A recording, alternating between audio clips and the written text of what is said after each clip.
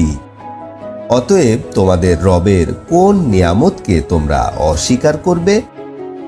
ওই জান্নাতের মধ্যে রয়েছে নতদৃষ্টি সম্পন্ন, যাদেরকে ইতিপূর্বে কোনো মানুষ অথবা জিন স্পর্শ করেনি।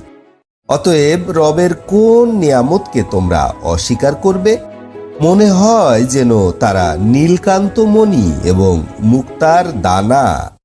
অতঃপর তোমাদের রবের কোন নিয়ামতকে তোমরা অস্বীকার করবে? উত্তম কাজের জন্য উত্তম পুরস্কার ছাড়া আর কি হতে পারে?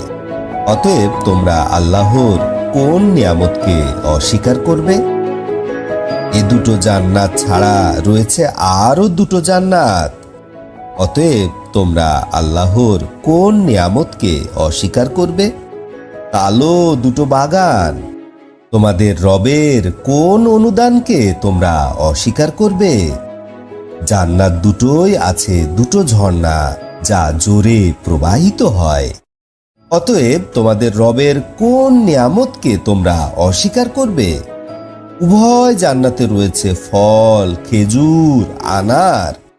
অতএব তোমাদের রবের কোন নিয়ামতকে তোমরা অস্বীকার করবে?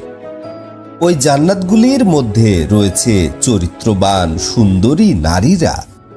অতএব তোমরা তোমাদের রবের কোন নিয়ামতকে অস্বীকার করবে? সুন্দরী রমণীগণ তাঁবুর মধ্যে সুরক্ষিত। অতএব তোমাদের রবের কোন নিয়ামতকে অস্বীকার করবে? কোনো মানব অথবা কোনো জিন ইতিপূর্বে তাদেরকে স্পর্শ করেনি।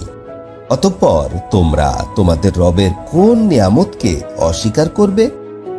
তারা হেলান দিয়ে বসবে সবুজ গদিতে এবং সুন্দর গালিচার উপরে। অতঃপর তোমরা তোমাদের রবের কোন নিয়ামতকে অস্বীকার করবে? বরকতময় আপনার রবের নাম, মহিমাময়, মর্যাদাবান। আলহামদুলিল্লাহে রাব্বিল আলামিন।